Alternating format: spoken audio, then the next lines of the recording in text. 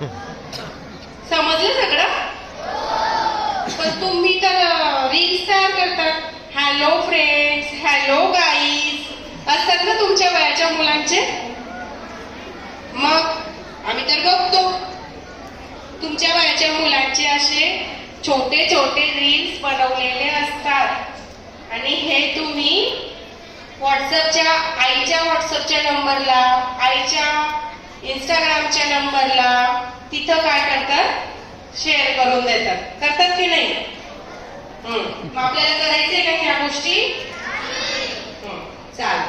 चला मग आपण आता पुढचा विषय माझ्याकडे बाललैंगिक अत्याचाराचा आहे आणि हा जास्त तुम्हाला एकदम डीपली कायदा कसा आहे, काय आहे एवढं न सांगता तुमच्यासाठी कशी काळजी आणि संरक्षण कसं घ्यायचं आहे हे आपण सोप्या शब्दात घेऊया. चालेल?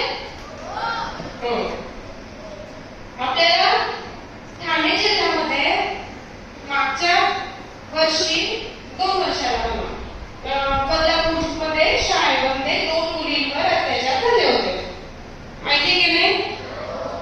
असं कसं काय माहिती आहे? बरं. तर मग आपल्याला फक्त शाळेमध्ये अत्याचार होतात का? कुठे येऊ शकतात? आपण सुरक्षित कुठे आहे? कुठंच नाहीये. कारण आपण काय एकदम भोळे, कोणीही आपल्याला फसवू शकतं. लगेच आपण कोणाच्या भावनेत कोणी आपल्याला सांगितलं, थोडंसं रडतानाही कोणी दिसलं तर आपण काय करतो, तिथं पटकन जातो. कुठं भांडण होत असेल लगेच जातो, कुठं काही सुरू असेल लगेच जातो. आणि घरात जर आईने रागवलं किंवा पप्पांनी रागवलं तर रागात लगेच घराच्या बाहेर निघून जातो. असंच करतो ना? नाही करत? बरं, मग तुम्ही खूप हुशार मुलं आहात, नाही करत तर. हा, तर मग अशा वेळेस जर खरंच आई पप्पांनी रागवलं किंवा काही मनामध्ये वाईट विचार येत असेल तर अशा वेळेस आपण कोणाशी बोललं पाहिजे? शाळेतील शिक्षिका, आपले टीचर आहेत की नाही? तर मग आपल्याकडे बाललैंगिक अत्याचाराच्या अंतर्गत तुम्हाला काय शिकवलेलं आहे? गुड टच, बॅड टच शिकवले. मग आपण कोणी सांगू शकेल का की कोणी आपल्याला कुठं हात लावायचा नाही असं? उभं राहून मुलांनी सांगा, मुलींनी राहू द्या. शिकवलंय ना? नाही शिकवलं?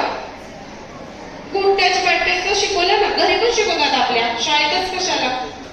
आई पप्पा पण सांगतात. सोपं सांगायचं आहे की माझ्या आईने असं सांगितलेलं आहे की तुझ्या या शरीराच्या भागाला हात लावू द्यायचा